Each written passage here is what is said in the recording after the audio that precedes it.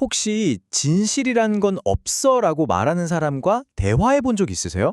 이럴 때 우리는 어떻게 대화의 물꼬를 터야 할까요? 오늘은 바로 이 포스트 모던 사상이라는 어찌 보면 좀 복잡한 세계관을 들여다보고 여기에 맞서는 아주 명확한 전략 하나를 파헤쳐 보려고 합니다. 자, 그래서 오늘은 총 5단계로 한번 살펴볼 건데요. 먼저 진실이 왜 공격의 대상이 됐는지부터 시작해서 왜 예전 방식의 토론은 이제 안 통하는지 알아볼 거예요. 그리고 나서 아주 흥미로운 해법, 바로 살아낼 수 없는 세계관이라는 새로운 전략을 소개해 드릴 거고요. 근데 여기서 끝이 아니죠. 탈진실이라는 더 큰 산을 넘어서 마지막엔 도대체 왜 그렇게 살려고 하는가라는 아주 근본적인 질문까지 던져보겠습니다. 자, 그럼 첫 번째 단계부터 시작해보죠. 모든 이야기의 출발점입니다. 도대체 포스트 모더니즘이 뭘 겨냥하고 있는지 그 핵심 개념부터 딱 잡고 가야 합니다. 포스트 모더니즘의 핵심? 그건 바로 이거예요. 세상에 고정된 절대적인 진리 같은 건 없다. 바로 이 생각 자체에 저항하는 겁니다. 그러니까 이 관점에서 진리라는 건 무슨 단단한 바위 같은 게 아니에요. 오히려 계속해서 움직이고 심지어는 이랬다 저랬다 하는 그런 모순적인 관역 같은 거라고 보는 거죠. 모든 문제의 시작이 바로 이 생각입니다. 그렇다면 진리를 이렇게 생각하는 게 우리 대화에 어떤 영향을 미칠까요? 왜 우리가 보통 옳다고 생각하는 논쟁 방식이 더 이상 먹히지 않는지 그 이유를 한번 들여다보겠습니다.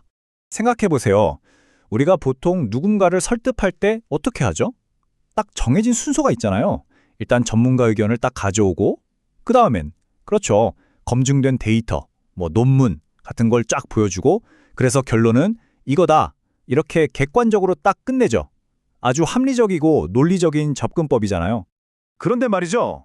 이게 왜 실패하냐고요? 이유는 간단합니다. 만약 상대방이 애초에 절대적인 진리라는 게 어딨어? 전문가가 뭔데? 이렇게 나와버리면 게임 끝이죠.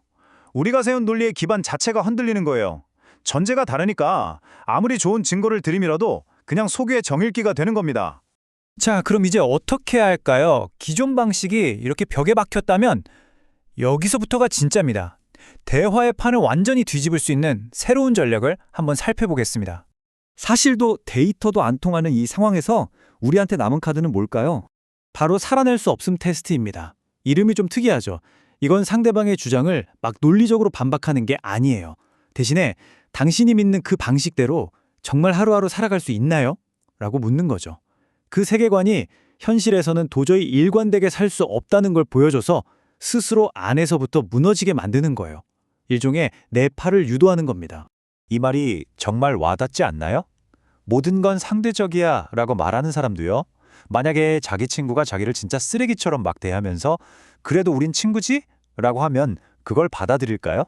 절대 아니죠. 바로 이 지점, 머리로 믿는 것과 실제 삶이 꽝 하고 부딪히는 이 지점을 파고드는 겁니다. 이런 세계관은 현실에 가져오는 순간 여기저기서 금이 가기 시작해요. 당장 내 소중한 인간관계부터 삐걱거리죠. 그리고 생각해보세요. 내가 왜 다른 사람한테 공정한 대우를 받아야 하는지 그 근거 자체가 사라져버리는 거예요.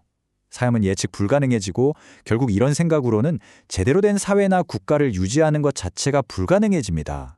자, 근데 여기서 한 단계 더 나아간 어쩌면 훨씬 더 상대하기 어려운 개념이 있습니다. 바로 탈진실의 도전인데요. 한번 보시죠. 이 둘의 차이를 확실히 아는 게 진짜 중요해요. 포스트 모더니즘은 진실은 보는 관점에 따라 달라라고 말하잖아요. 근데 탈진실은 한술 더 떠요. 진실이 뭔지 알 수도 있겠지. 근데 그게 뭐 상관없어 라고 말하는 거예요. 이건 그냥 사실을 의도적으로 무시해버리는 겁니다. 바로 이 말. 네 말이 맞아. 근데 그래서 뭐? 난 상관없는데? 이게 탈진실의 모든 걸 보여주는 한마디입니다. 팩트로 뭔가를 바로잡으려는 시도 자체를 그냥 무력화시켜버리죠. 정말 상대하기 힘든 벽입니다. 자, 이제 마지막 파트입니다. 지금까지는 좀 추상적인 얘기를 했다면 이제부터는 훨씬 더 깊고 개인적인 질문으로 들어가 볼 거예요. 그 사람의 선택 자체에 대해서 말이죠.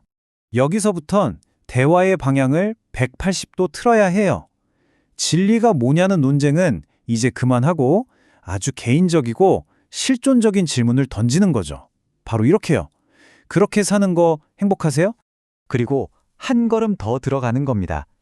행복을 넘어서 그런 세계관이 당신을 정말로 만족시키나요? 라고 묻는 거죠. 이런 질문들은 상대방이 자기 자신을, 자기 마음을 들여다보게 만들어요. 그리고 마침내 가장 강력하고 근본적인 질문을 던지는 겁니다.